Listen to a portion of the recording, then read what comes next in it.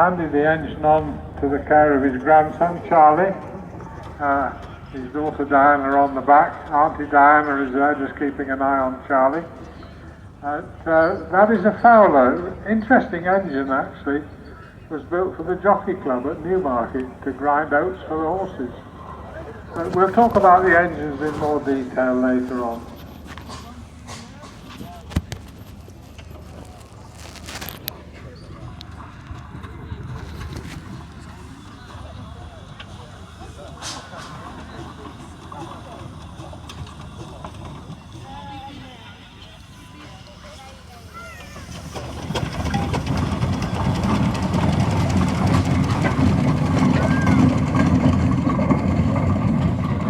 Well, the second engine coming in is enabling a porter roller, belongs to Henry Netherway.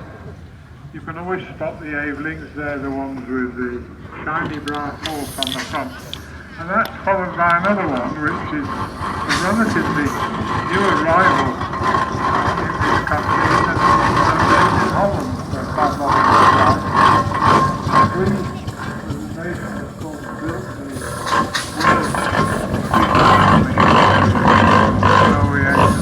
road engines and the like. So a lot of engines were exported, this being a good example. So you can see it's still got its Dutch name on. If somebody wants to come and tell me how to pronounce that, I'd be very grateful. But you can also see on that roller their boiler. You'll notice most of the other engines have got shiny brass hoops around the boiler barrel, which actually holds the cladding in place, the tin cover.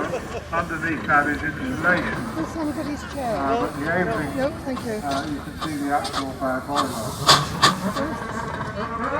The next one round is R5. Just to borrow, I think it's a cylinder agricultural, it's a bit difficult to tell from back quarter view. But a lot of these have been produced in recent times. So when we talk about 6 inch, we're talking about an engine that has been built for the drawing, but everything that leads 1 foot is reduced to half, in other words 6 inches. So you've got 6 inch models, you've got 4 inch models, you've got 3 inch, 2 inch, there are even some done at 1 inch, which is very, very small, of course, and not really very practical. That's followed by a big red engine there. Big black one, which been, as far as I can recall, in the time,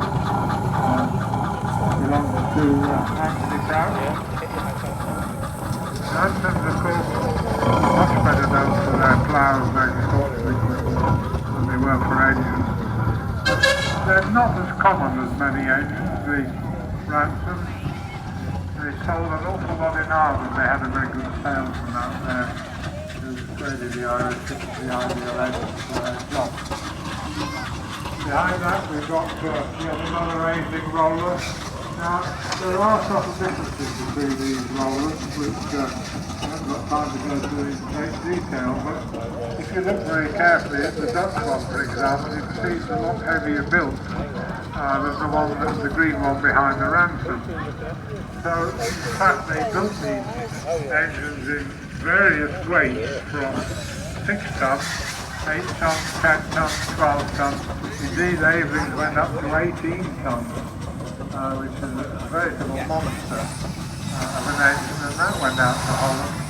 And it was used for compacting the sand when they built sites and roads. There's very little stone in Holland, and they're very, very clever that they use the sand of which they have abundant supplies. Now behind that we've got Mr. Howell with Lady Sarah, that's from Garrett Tractor, an engine that I've known for many, many years.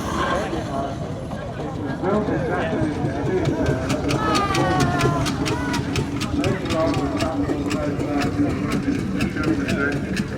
when it was purchased by a good friend of mine, Peter Bennett from Bath Church, who rallied it as a showman's engine and named it Lady Sarah after his eldest granddaughter, of which he had quite a collection.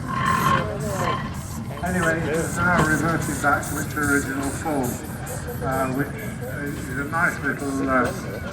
I did that little barrel of mischief because in fact the compound, the two-cylinder engine, I thought it was a single. But I might get on to the compound and singles a little bit later. Now behind Mr.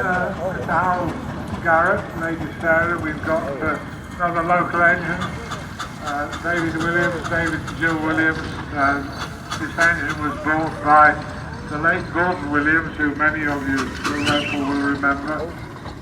He bought that in an auction at the Great Dorking Steam Fair quite a few years ago. And it's one of the few engines that has survived in as-built form with the winch drum underneath. Now, you might think it's a flying engine, but in fact it is. It's a four-engine winding engine.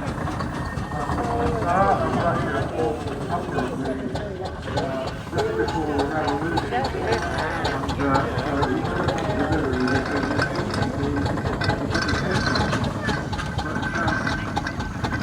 rather than pick them out, nobody was very happy about them. They were left with these engines.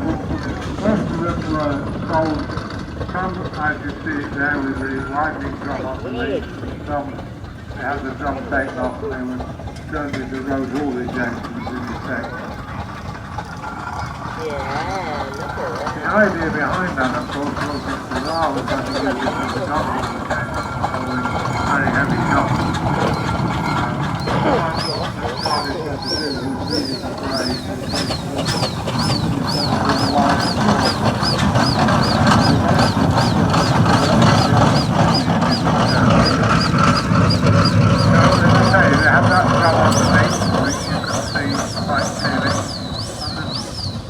On there could either be fed out sideways or it could be led through rollers and fed out the back. So if you couldn't move your load by direct pulley, the option was to just drive off, park up, pay the windshield around and winch it forward. With a trailer on them, like a little lorry. And I say it's one of the very few that has survived untampered with. Lovely to see you in that form.